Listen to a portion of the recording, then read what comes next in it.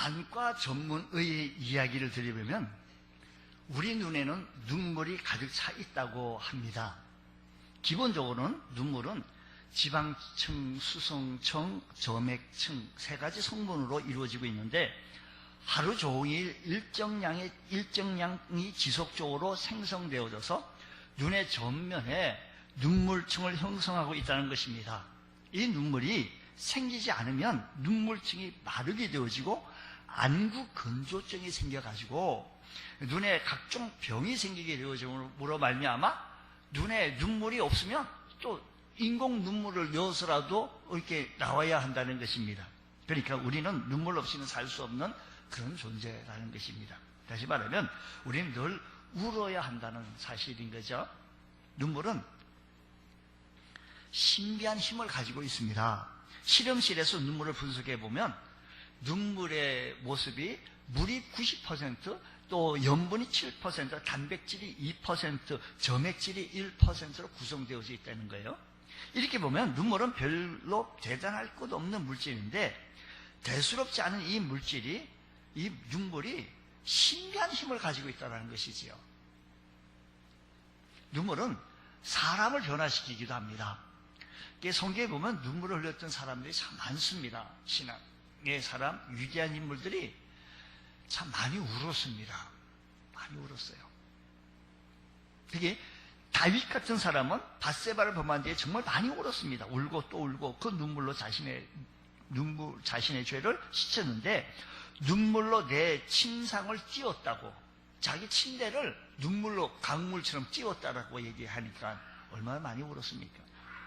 눈물은 신앙 공동체를 또 부흥시키기도 합니다. 신약 성경에 보면 바울은 예배소 교회에서 3년이나 목회하면서 밤낮 쉬지 않고 눈물로 각 사람을 훈계하던 것을 기억하라라고 얘기하는 걸 보면 바울 사도가 참 예배소 교회를 향하여 눈물로 목회했던 것을 보게 되어집니다. 그렇게 보면 기도하며 울었고 말씀 전하며 울었던 바울 사도의 모습을 봅니다. 또한 이 눈물은 하나님을 변화시키는, 사람을 변화시키고 하나님을 또 변화시키는 하나님의 마음을 움직이실 수 있는 놀라운 힘이 여기에 있다라는 것입니다. 그렇습니다.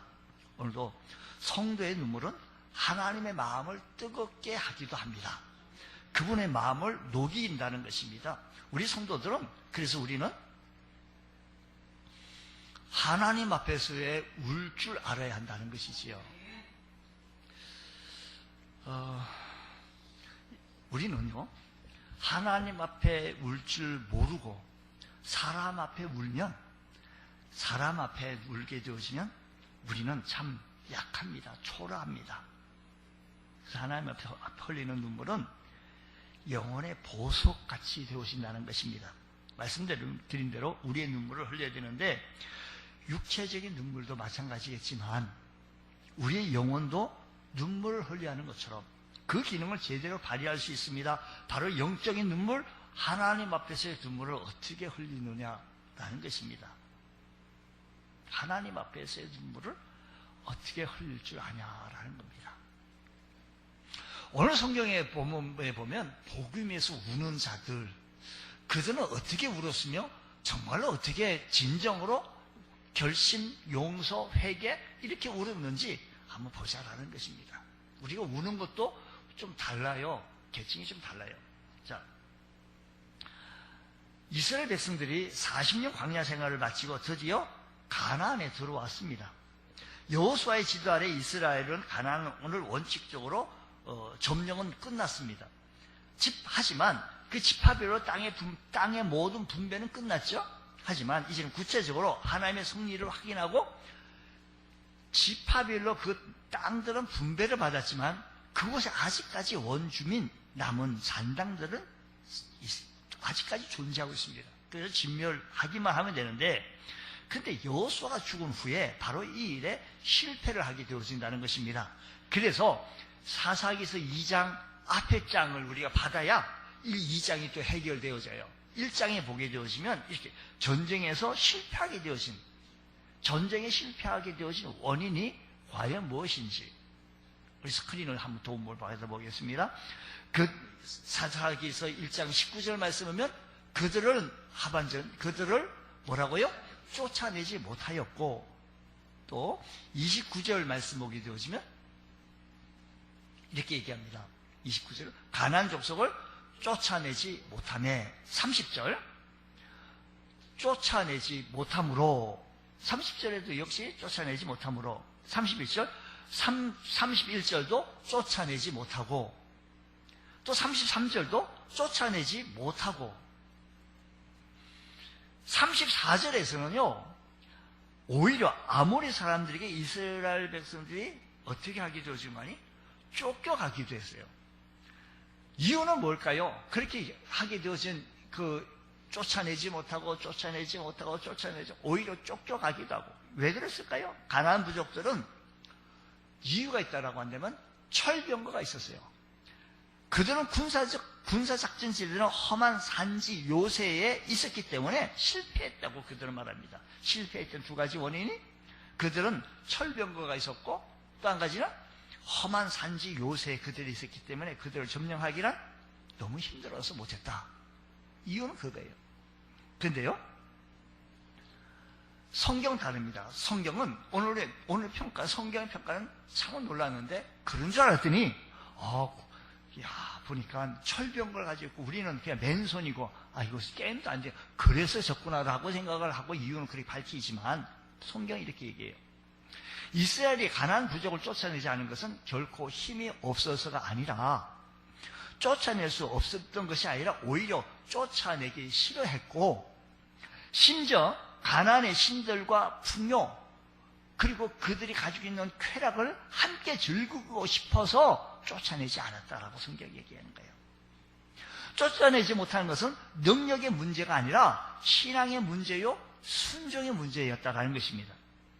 이스라엘의 승리는 처음부터 군사의 수가 많고 무기가 좋고 작전이 절묘해서 그래서 얻은 것이 아니에요. 그들이 하나님과 함께 했느냐, 하나님께서 함께 하나님 말씀에 순종했느냐, 그들이 하나님 백성으로서 거룩했냐라고 하는 문제였지, 그들이 무슨 철병거가 없었고 무기가 없었고 연장이 없었고 그건 아니었다라는 얘기입니다. 근데 하나님께서 너희를 불순종하여서 가나안을 쫓아내지 아니했다. 오히려 그들의 문화에 속에서 쾌락을 더 즐기기 원하고 더 좋아하고 오히려 쫓아내기 싫어했다라는 겁니다. 결국 그것 때문에 실패하고 그것 때문에 망하게 되어질 것이라고 호되게 야단합니다. 내가 그것 때문에 도와주지 않겠다고 얘기해요. 2장 3절 말씀 보겠습니다.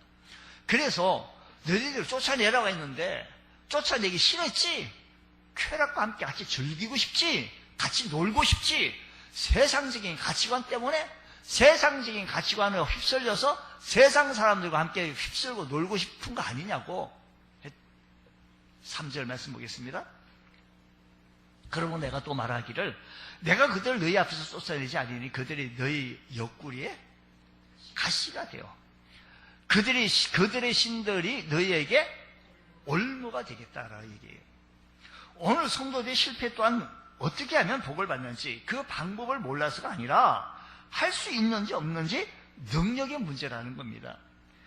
우리 여러분, 예수 믿었으니 구원을 받았겠다. 이제 그렇다면 회개니 충성이니 교회에 가지고 헌신이니 봉사니 절제니 그렇게 궁상 떨 게 뭐 있겠냐고. 세상 사람보다 하나 더 가진 거 하나, 예수 믿고 구원받은 거 하나, 그랬으면 됐지. 아니, 세상 사람들보다 더 높아져야 되며 세상에 가지고 있는 쾌락, 오히려 세상 사람들보다 더 악하게 노는 거예요. 예수 믿는 사람들이. 한국교회 이만큼 성장하고 정착하고 커졌으면 이제는 가나안 땅을 정복자가 되지 않았냐고. 믿음의 선진들이 피땀 흘려 키워놨으니 이제 우리 후손들은 마음껏 누려보자는 시기예요. 지금 성도들이 죄를 지을 수 없는 것이 아니라 죄를 잘라내고 깨끗하게 살기 싫어한다는 것입니다. 욕망을 버릴 힘이 없는 것이 아니라 오히려 그것을 즐기고 싶은 거예요. 세상 쾌락에 같이 휩쓸고 살고 싶은 거예요. 바로 이때 하나님의 사자가 이스라엘에게 책망합니다. 그거는 타락이라고, 그거는 악한 모습이라고, 그것은 하나님을 떠난 모습이라고, 하나님을 진정 떠난 거라고, 다시 돌아오라고. 라고 얘기합니다. 이때 하나님의 책망을 듣고 나서 하나님의 책망이 가시가 되고 올무가 되고 책망되고 듣고 나니까 그 다음 절 몇 절? 4절. 3절 다음 절 몇 절일까요? 아까 우리 3절 읽었잖아요. 우리 몇 절 읽었는지도 우리 자 보십시다. 여호와의 사자가 나왔어요. 이스라엘 모든 사람에게 이 말씀을 이르네. 백성이 소리를 높여 뭐예요? 책망 들으니까 아이고 잘못했습니다 하고 울은 것 같아요. 우리가 보니까. 그러므로 그곳의 이름을 하여 복임이라고 그들이 거기에서 여호와께 제사를 드렸다라는 얘기예요. 복임의 나뇌지를 보게 되어지니까 우는 자들이라고 써 있어요. 이스라엘이 하나님 책망을 듣고 나서 울었다라고 하니까 책망 듣고 나서 울었다라고 하니 우리는 쉽게 생각할 때 회개했다라고 생각을 하게 되어지고 복임의 눈물은 그래서 회개의 눈물로 생각을 하게 되어지는데 그건 결코 아닙니다. 울었어요. 울긴 울었어요. 왜 울었어요? 회개의 눈물도 감사의 눈물도 용서받은 감격의 눈물도 이제부터는 새롭게 살아보겠다라고 하는 결단의 눈물도 아니에요. 하나님께서 눈물을 받으셨다는 기록도 용서받았다는 기록도 없어요. 그 이후의 사건에 보면 울고 난 다음에 이스라엘이 달라진 흔적은 아무것도 없었던 거예요. 울기는 뭘 어떻게 고쳐야 될지 모르는 거예요. 책망은 들었는데 뭘 어떻게 해야 될지 모르는 거예요. 어떤 사람이 병원을 갔습니다. 귀가 아파 병원에 갔는데 그리고 의사에게 하는 말이 선생님 내 귀가 고장이 났나 봐요. 내 방구 소리가 안 들려요. 방구를 꼈는데 소리가 안 들린다고요. 그랬더니 의사가 방구 소리 크시는 약을 처방해 줬대요. 어디를 고쳐야 될지 무엇을 해야 될지 모르는 거예요. 아무런 목적도 없이 습관적으로 그냥 울어버린 겁니다. 아니 어쩌면 가나안의 문화와 쾌력을 버리기 싫어서 울었는지 모릅니다.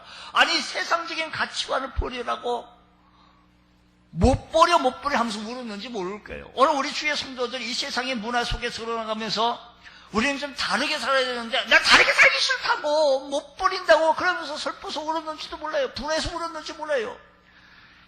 이스라엘 백성들이 초상집에 가면 의례적으로 아이고 우웁니다.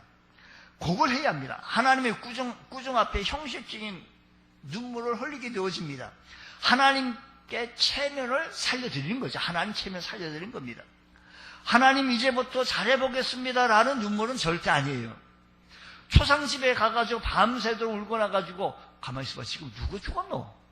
라고 묻는 거와 똑같다라는 얘기예요. 부모가 회초를 들면 매를 안 맞겠다고 우는 거와 똑같다라는 것입니다. 입술을 깨무는 반성이 없는 자식이 바로 지금 이스라엘 백성이라는 겁니다. 눈물은 참 고귀한 것입니다. 그러나 의미 없는 눈물, 쇼의 눈물은 가증스러운 것이지요. 영적인 싸움이란 찬송 부르다가 한번 눈물 흘렸다고 모든 문제가 해결되어지는 건 아니다라는 겁니다. 봉사 한번 했다고 해서 내 영혼이 하루아침에 달려지는 것 또한 아니다라는 것이지요. 잘못했거나 후회했다고 해서 죄가 사라지는 것은 또한 아니라는 거예요. 가나안의 풍요의 신 바알을 철저히 거부해야 되는데 오늘 이 세상에 살아가면서 이 세상의 가치관, 이 세상의 풍요의 신을 절대적으로 거부해야 되는데 가나안의 부족을 종으로 부려먹으며 편안히 살고 싶어하는 의지가 더 강했어요. 이 세상의 풍요를 종으로 부려먹고 살아다 나가고 싶은 의지가 너무나도 강하다 보니 이것을 끊으라고 하니 울기는 우는데 그 울음이 무슨 울음인지는 알 수가 없다라는 결단하는데 뭔 얘기인지 모른다는 얘기입니다. 복임은 그래서 복임이라고 하는 것은 하나님 말씀을 떠난 자리요, 이방인과 타협하던 자리요, 우상과 함께 더불어 섬기던 자리가 복임입니다. 하나님께서 외면하셔야 했고 떠나야 하셨던 자리 바로 그 복임입니다. 사기치고 부정축제하고 난 다음에 돈이 많이 생겼네. 감사금 드리고 나서 양심으로 달랜다고 한다면 바로 그게 복임입니다. 맨날 감동받는데 왜 삶과 신앙과 성품이 달라지지 않는다고 한다면 바로 그것이 복임이다라는 얘기지요. 오늘 우리의 신앙생활하는데 맨날 감동받고 은혜받고 우리가 결단하는 것 같은데 내 삶과 믿음의 모습들이 하나님을 바라보는 가치관이 전혀 변화가 없는 거예요. 그게 복임입니다. 이 예배가 복임이 될 수가 있습니다. 그만큼 눈물에는 책임이 따른다는 것입니다. 복임의 눈물은 이런 책임이나 결단이 없는 눈물이었다라는 얘기입니다. 그렇다고 한다면 이스라엘 백성들은 자신들이 할 만큼 했는데 하나님께서 왜 책망하는지, 우리는 지금 하나님 앞에 했는데 왜 책망하시는지 모르겠다고 생각해서 울어도 안 되고 제사를 드려도 안 된다면 그럼 어떻게 해야 된다는 말입니까? 라고 묻는 것 같습니다. 그 해답이 그럼 어떻게 해야 되겠습니까? 하나님, 울어도 안 되고 제사 드려도 안 된다고, 예배 드려도 안 된다고 한다면 하나님 그럼 어떻게 해야 돼요? 그 해답이요, 2장 1절 말씀 다시 한번 보겠습니다. 여호와의 사자가 길갈에서부터 복임으로 올라와 라고 얘기해요. 거기까지만 한번 읽어보겠습니다. 하나님의 사자가 길갈에서 왔다는 것인데 길갈로 가자라는 겁니다. 길갈로 돌아가자는 가나안 땅을 떠나서 길갈로 가자는 얘기는 뭘까? 여러분 보세요. 지금 하나님의 사자가 지금 나타나서 길갈에서 지금 그럼 우리가요, 하나님 앞에 울었습니다. 하나님, 그러면 울어도 안 되고 제사 드려도 안 된다고 하면 어떻게 하면 되겠습니까? 라고 했더니 하나님 사자가 나와가지고 말씀하시기를 어디로 가자? 어디로 가자고요? 좀 중요한 단어라서 그래요. 길갈의 의미를 알아야 되기 때문에. 자, 복임은 우는 자 쇼였죠. 울었어요. 울기는 울었어요. 그게 진정한 울음이 아니었다고 말씀드렸잖아요. 그럼 길갈은 뭐냐는 얘기예요. 길갈로 가자는데, 그러면 이 가나안 땅에서 우리 짐 싸가지고 저리 이사 가자, 길갈이라고 하는 이사로 가자는 얘기인가? 그건 아니라는 겁니다. 길갈로 가자라고 하는 얘기는 길갈의 정신으로 가자, 길갈에서 언약을 맺었던 것, 그리로 가자라는 겁니다. 여호와의 사자가 누구인지 먼저 한번 살펴보면서, 길갈에 대해서 조금 더 살펴보면서 우리가 한번 결단해 보자고요. 여호와의 사자는 말라크 야훼라고 하는 단어를 썼는데, 구약 성경에 41회라고 하는 단어가 이렇게 쓰여지는데 사사기에서 15번 써 있으니까 여기에 많이 중요한 의미를 부여하고 있다는 것을 금방 우리가 알 수가 있잖아요. 그래서 광야에서 이스라엘을 인도하신 분이, 광야에서 이스라엘을 인도하신 그 하나님이 말라크 야훼라고 썼어요. 출애굽기 23장 20절 말씀 보면 내가 사자를 내 앞에서 보내 갈 길에서 너를 보하여 너를 내가 예비하는 곳에 이르게 하리라 라고 하셨던 이 말씀이 말라크 야훼라고 쓰여진 거죠. 그래서 출애굽기 말씀 보면 떨기나무 불꽃에서 모세를 부르신 분이 바로 이 여호와의 사자라고 불렀던 것이에요. 가나안의 여리고성을 무너뜨리기 위해서 여호수아를 만나 주신 분이 바로 말라크 야훼였던 겁니다. 그래서 신학자들은 이 말라크 야훼를 구약의 성자라고 부르기도 했어요. 본문에서 길갈에서 복임으로 왔다라고 얘기해요. 누가요? 여호와의 사자가. 복임은 우리가 잘 아는 대로 베델이라는 장소예요. 이곳에 제사를 드렸다는 것은 이곳에 언약궤가 있다는 얘기인데 바로 베델입니다. 구약의 헬라어로 번역한, 구약의 히브리어로 된 얘기를 헬라어로 번역한 70인역의 복에 오시면 복임을 이렇게 표현했어요. 우름의 장소 베델 곧 이스라엘의 집, 이렇게 했어요. 우름의 집 복임을요, 우름의 장소 베델 곧 이스라엘의 집이라고 표현했는데, 여기에 의문점 하나 있습니다. 하나님 사자가 책망을 하기 위해서 왔다고 한다면 어디서 와야 정상이 있겠을까요? 하늘에서 와야지. 하나님 사자가, 여호와의 사자가 하늘에서 내려와, 이렇게 얘기해야만이 좀 맞습니다. 여호와의 사자가 왜 길갈에서 왔다고 하는가? 여러분, 지금 이스라엘의 모든 실패가 가나안에 들어오기 직전 하나님과 맺었던 언약, 이스라엘 백성들이 하나님과 약속 들어오기 전에, 가나안 땅에 들어오기 전에 하나님과 맺었던 그 약속, 언약, 그걸 잊어버린 거예요. 망각해버린 거예요.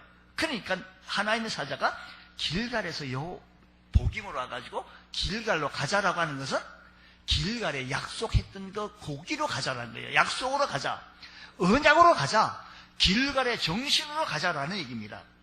하나님께서 한국 교회를 책망하시기 위해서 평양에서 서울로 왔다라고 그랬다면 무엇을 의미하는 것인가? 우리의 믿음의 선진들이 가난했던 시절 핍박을 받으면서 하나님 앞에 회개하며 평양 대부흥을 일으켰던 그 정신으로 가자라고 얘기하는 거예요.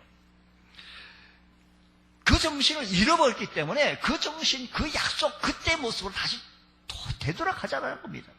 입만 열면 외쳤던 민족 복음화의 목표를 그 당시는 있었는데 이 사람은 망각하고 상실해, 기억조차도 안 해요. 생각조차 안 해요. 눈이 오나 비가 오나 삼각산에 올라가지고 나라 구국 기도를 했던 그 믿음의 선진들로 가자라는 얘기예요. 그때 신앙의 정신으로 가자라는 얘기예요. 낮에나 밤에나 눈물 먹고 내 주님 오시기를 고대합니다라고 찬송하면서 기다렸던 이 종말 신앙으로 가자라는 겁니다. 그 시대에 교회 마루바닥에는 눈물의 바다를 이루며 홍수를 이루면서 주님 앞에 살아가요. 못 잊어서. 나는 못 먹고 못 입어도 교회 섬기고 이웃을 섬겼던 조상들의 순결한 헌신의 모습으로 가자라는, 길갈의 정신으로 가자라는 얘기예요. 한국교회요, 성령이 신이 오셔서 인민족을 새롭게 했던 그날 평양 대부흥운동으로 가보자라는 얘기입니다. 우리가 지금 짐 싸고 평양 가자는 얘기 아니에요. 지금 복음에서 이제 길갈로 가자라고 하는 것은 짐 싸고 그 언약, 약속을 좀 이해해보자라는 겁니다. 그러면 길갈에서 무슨 언약이 있었는가? 길갈에서 무슨 언약이 있었는가? 두 가지가 있었는데 할례와 유월절입니다.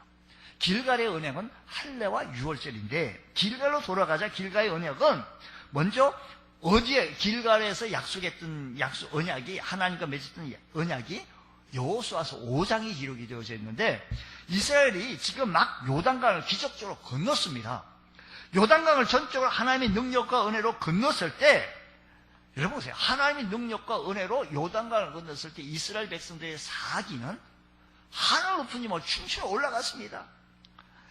이런 추세라면 이스라엘 백성들은 가나안을 점령한다는 것은 식은 죽 먹기입니다.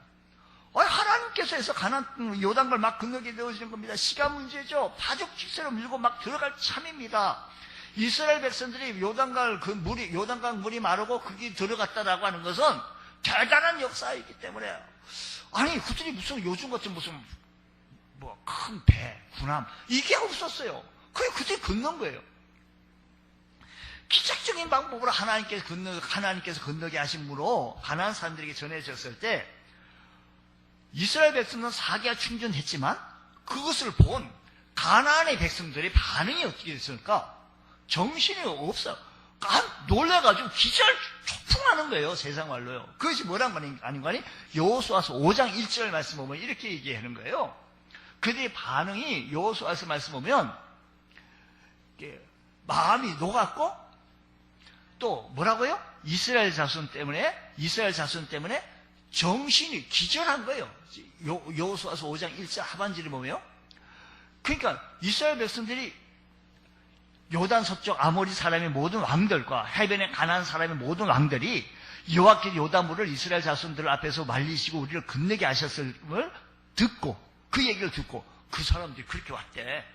하나님께서 강물을 마르게 해가지고 듣고 그렇게 건넜대. 이 얘기를 듣고 말이에요. 모든 왕들이, 이쪽 저쪽 가나안 부족의 왕들이 그 얘기를 듣고 말이에요. 마음이 녹은 거예요. 흔들흔들거린 게요. 그리고 이스라엘 자손들 때문에 정신이 잃은 거예요. 뭐 한 거죠? 기절한 거예요. 모든 왕들이. 이렇게 되어지면 군사 전략적으로 청명한다면 우리는 가나안 땅을 점령해야 되고, 지금이야말로 가나안 땅의 첫 여리고성인 이 성을 점령해야 공격의 최적기 시기가 아닙니까? 저들은 벌벌 떨고 있고 정신을 잃은 상태에서 들어가게 되어지면 문제는 그만 끝나는 거죠. 그렇다면 여호수아가 지금 해야 할 일이 뭐인가 하면, 그렇다면 여호수아는, 여러분 이제는 교두보를 확보하고 요단강을 건넜으니 이 여세를 몰아서 바로 진격해야만이 됩니다.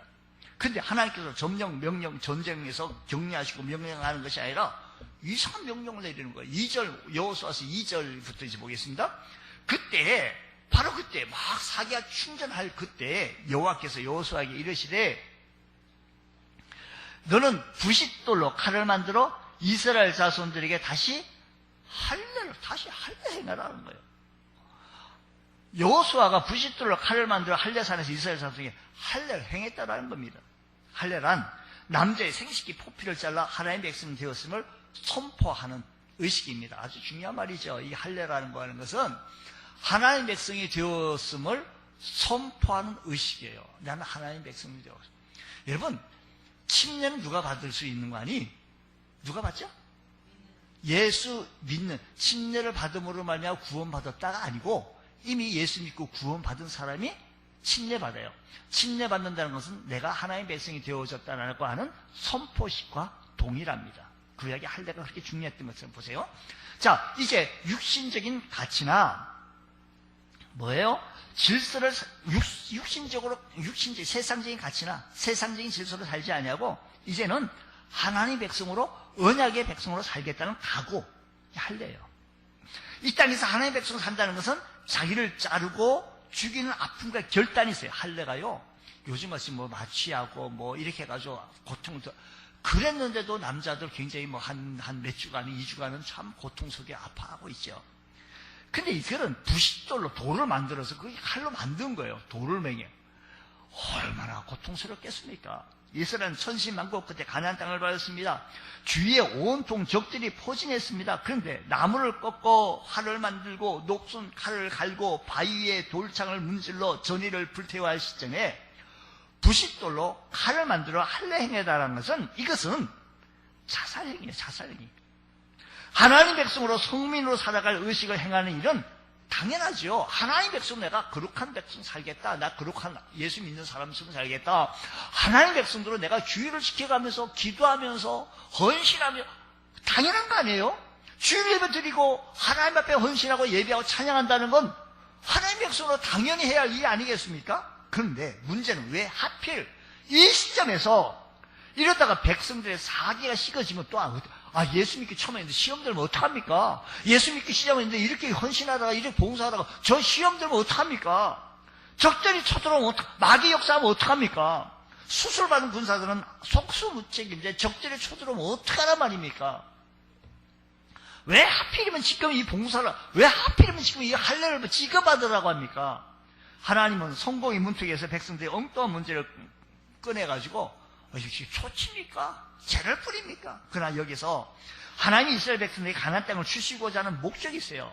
하나님께서 이스라엘 백성들에게 가나안 땅을 주시려고 하는 목적이 뭐인가 하니 여호수아서 4장 24절 말씀 보면 요단강을 갈라서 기적적인 방법으로 건너게 하시고 요단강을 기적적인 방법으로 건너게 하셨어요.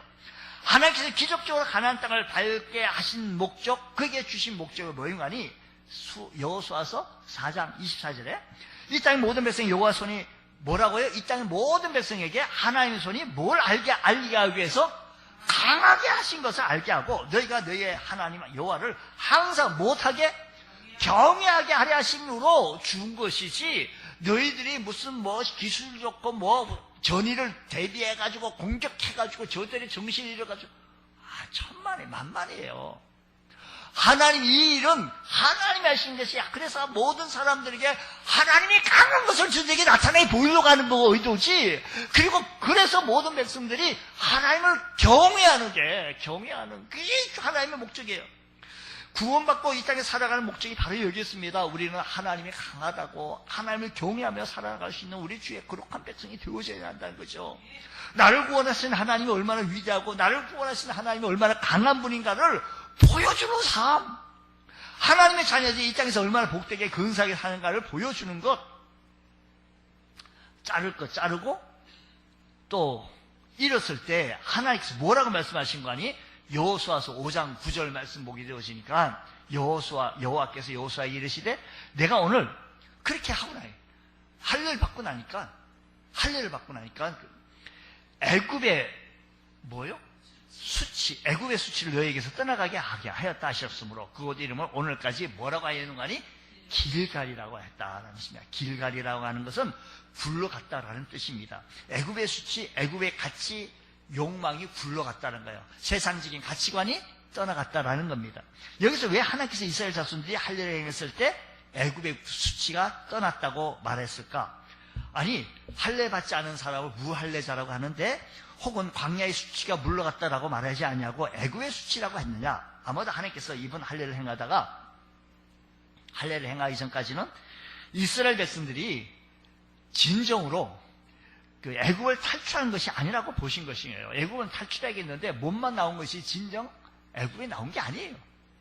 나오긴 애굽에서 몸은 나왔어요. 나오긴 나왔는데 마음속에 늘 애굽의 노예 정신으로 늘 살아가고 있는 거예요. 노예 정신, 세상적인 가치만 살아가고 있는 거예요. 세상의 미련 그대로 가지고 있는 거예요.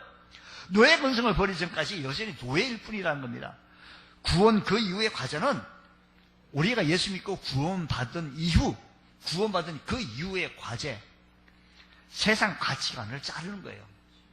세상의 가치가 노예가 되어져서 세상의 가치로 노예가 되어서 꼼짝달싹 못하는 사람들 잘라야 합니다. 그 부끄럼을 자르고 굴러버린 것이 바로 길갈이라는 겁니다. 그렇습니다. 우리는 사탄의 유혹을 정복할 힘을 기를 때 세상을 정복할 수가 있습니다. 우리 주님께서 세상을 이겼습니다. 세상의 가치관을 거절할 능력이 있을 때 하나님 나라의 가치와 비전을 구현할 수가 있고 이룰 수가 있다는 사실을 기억하시기 바랍니다. 애굽의 수치가 물러가야 하나님 나라의 영광이 우리에게 찾아옵니다. 예수 삶이도 이 세상에서 부유하고 이 세상에서 뭐 철새하고 이거 예수 살면서 하나님의 복을 받고 하나님의 영광이 내 삶 속에 충만하게 되어지고 하나님 은혜가 가득해지는 귀한 은총이 우리의 삶 속에서 충만 채우실 줄로 믿습니다. 그러면 길갈에서 언약이 할례의 언약과 유월절을 지켰는데 길갈 할례가 행한 유월절을 회복한 장소입니다.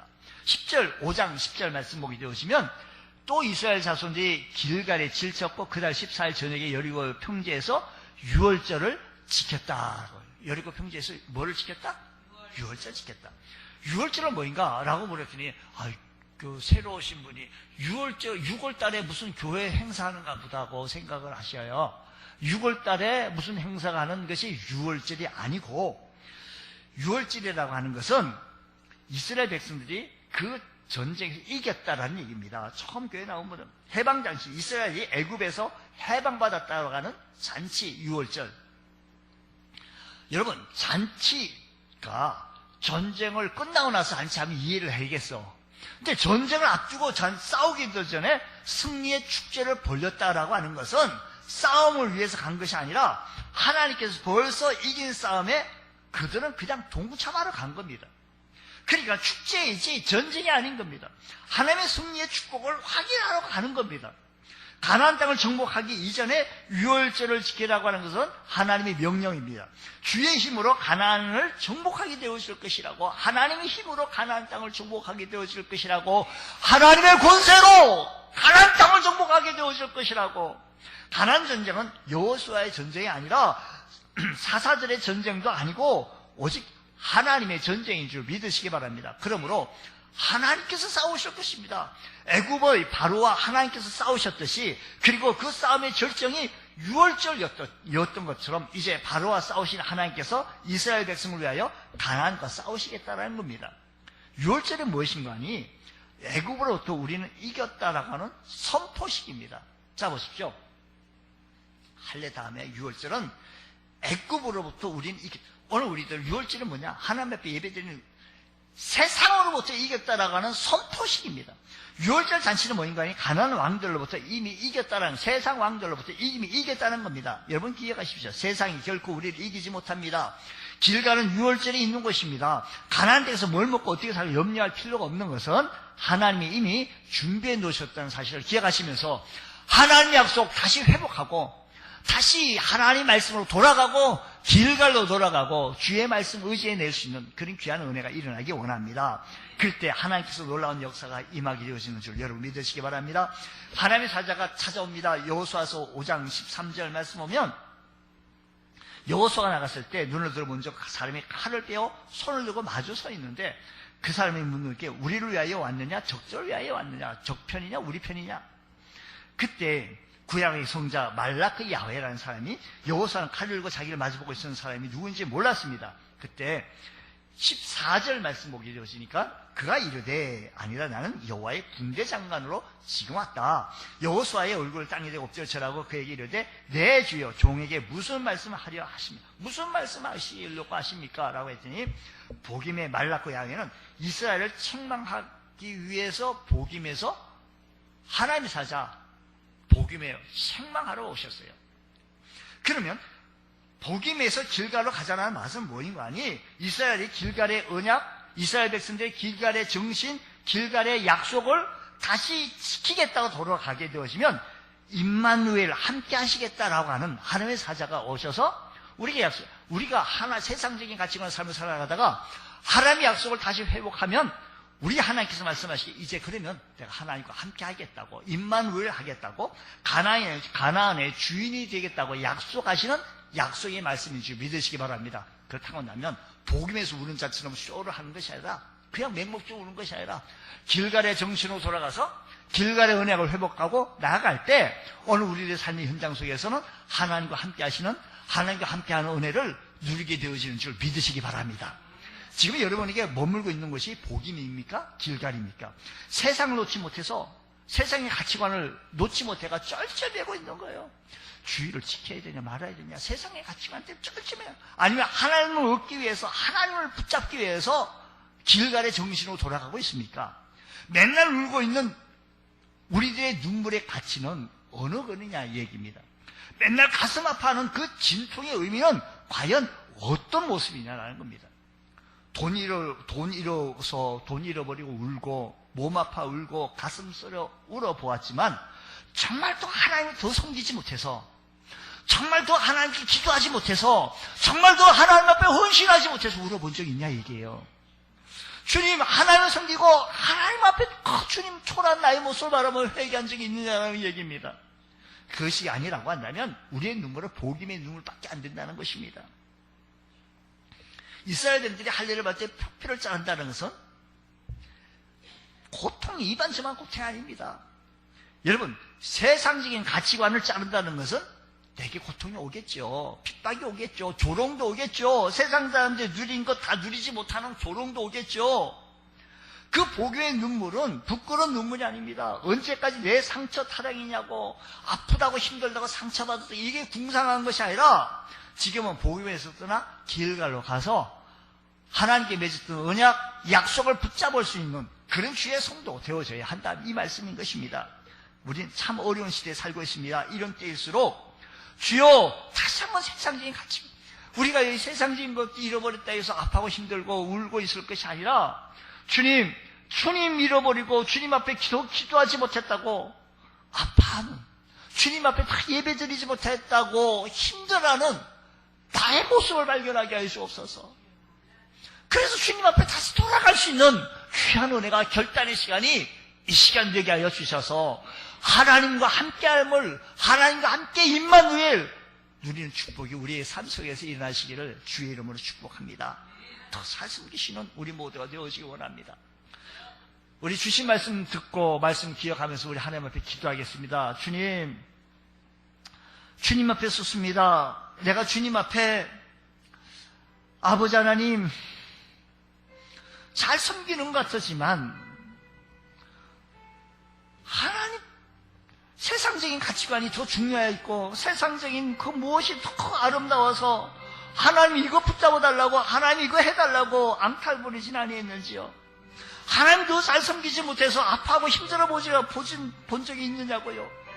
주님, 오늘 시간 주의 말씀 앞에 기억하면서 주님, 우리의 눈물을, 복음의 눈물에서 길갈로 돌아갈 수 있는, 길갈의 정신, 약속의 말씀으로 돌아갈 수 있는 귀한 은총이 있기를 원합니다. 자비로우신 아버지 하나님, 우리 위에 성령께서 역사하여 주시고 우리 입술에 기도의 영이 몰려지게 하시고 훈련받게 하시고 새로워지게 하시고 강하게 하여 주시고 다시 우리 정신이 주님 앞에 돌아갈 수 있는 귀한 은총의 은혜가 일하시도록 우리 주의 성령께서 역사하여 주시기를 원합니다.